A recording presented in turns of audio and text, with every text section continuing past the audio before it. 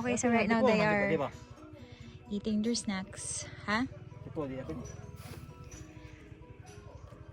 Ang ayaw sa lang, oy. Yeah, they're eating their snacks. I got bread and soda. Okay, so right now, some people not visited, but they came because Papa asked, or I told Papa that we need somebody to cut off two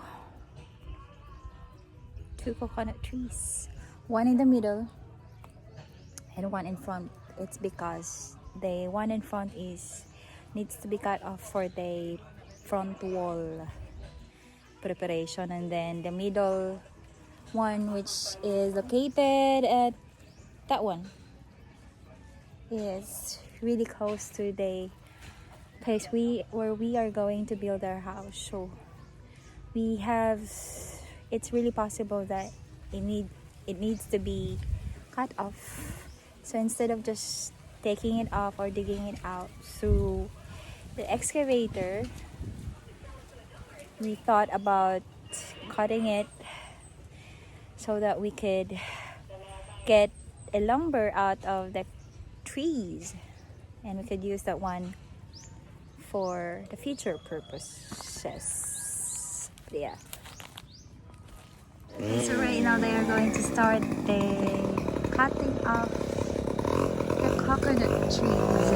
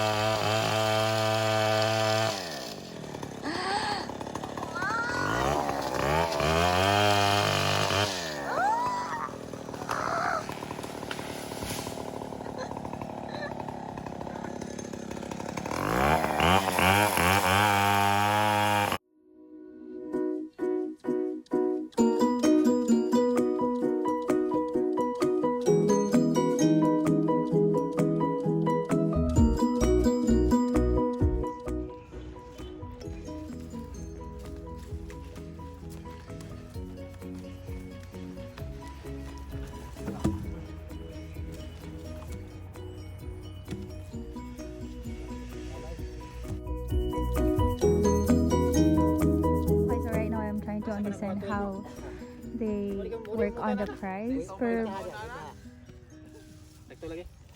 unsa 8 feet or so 2 by 2 times 8 feet divided by 12.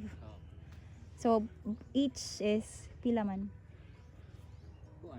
Okay, mo mo sa papa.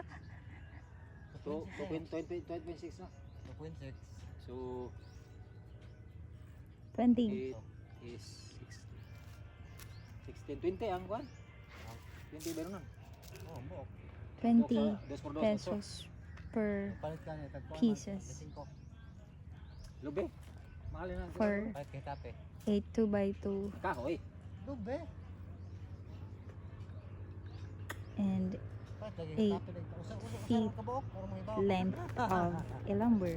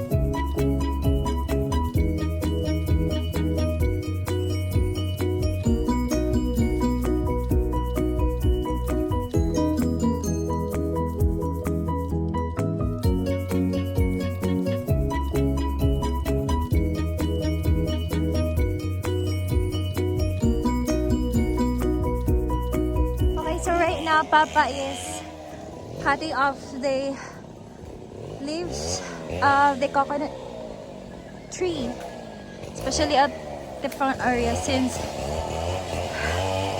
so that we could avoid like breaking any wires here, since those wires are from the neighborhood. But yeah, I don't know if you can hear me, but I'm trying to louder my voice as much as I could because the chainsaw is really noisy. Yeah, and it's obvious why we needed to cut this off as well, because where it is located, it is where we need to build the front wall.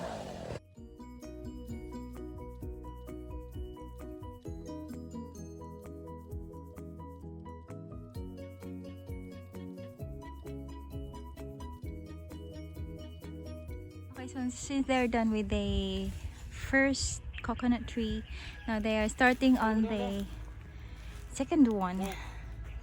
They will start on the second one. And then we have to cut this. Unsay tawagan na pa? Mahogany? Di.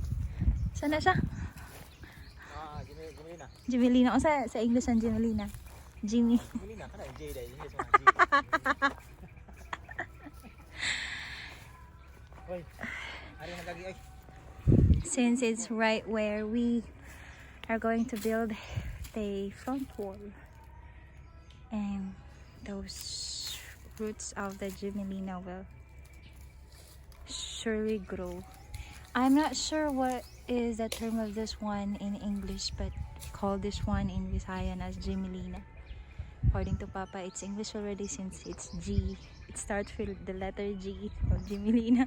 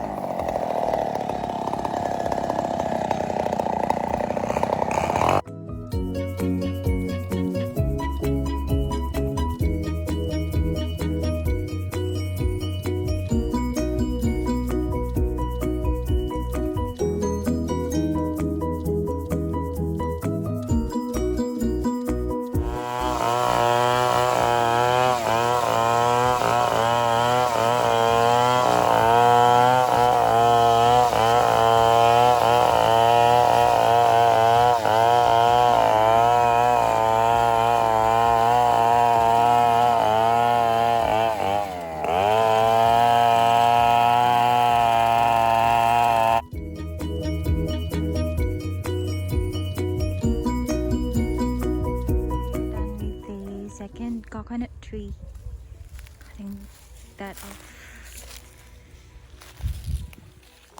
The last one is this.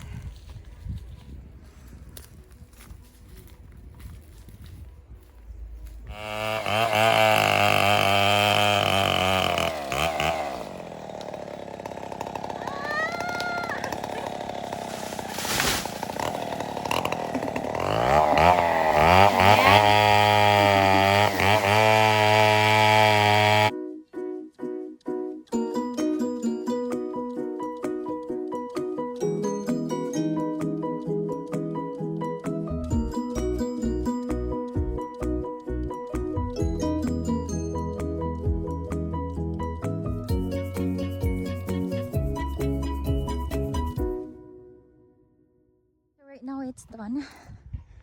So this is the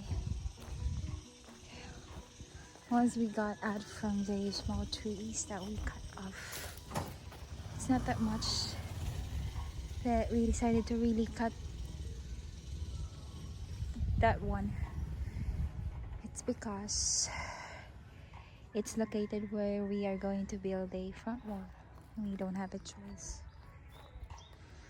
Okay, so since they're done, overall I paid 1,093 pesos for everything, and I just realized that per piece of that size 2x2x8 length of coconut lumber is about 2.66 pesos or 2 pesos per piece. And then while The lumber out from Jimelina tree, which costs a lot more, is about 26 per piece of the size 2 by 2 by 8 length. So yeah, now I understand how that works, because per piece they multiplied it by 8, and then that's how that cost. Yeah, they multiply it by 8. That's why it cost me 1,095 for everything. But yeah, at least when it comes to cutting, those trees are done, and the thing that is all needed, I mean the work that is needed yet, is doing the cleaning part on the front wall, and then digging some dirt out to do as preparation for the front wall work, which will be next week. So no more tree problem, no more tree problem when it comes to that preparation, since we're done, and we can still use those lumber for future purposes. So yeah, it works out.